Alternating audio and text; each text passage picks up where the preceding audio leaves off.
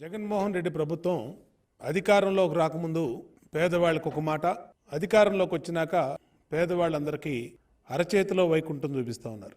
అరచేతిలో వైకుంఠం చూపిస్తూ ఉన్నారు.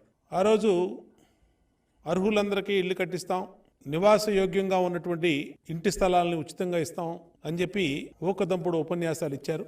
ఈరోజు ఎక్కడ పడితే అక్కడ 13 జిల్లాల్లో రాష్ట్రం మొత్తం కూడా పేదవాళ్ళ కడుపు కొడుతూ తాత ముత్తాతల కాడించి వాళ్ళు వ్యవసాయం చేసుకుంటున్నటువంటి భూముల్ని లాక్కొని అది ఊరికి ఎక్కడో దూరంగా ఉన్నటువంటి స్థలాలు, శ్మశానాల్లో ఇళ్ల స్థలాలు ఇస్తూ ఉన్నారు.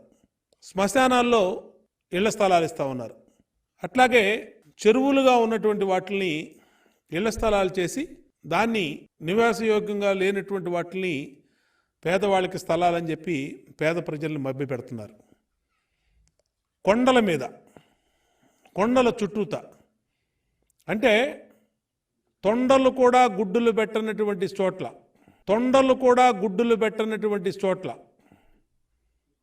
పేదవాళ్ళకి ఇళ్ల స్థలాలని చెప్పి ఈ ప్రభుత్వం మభ్య పెడతా ఉంది.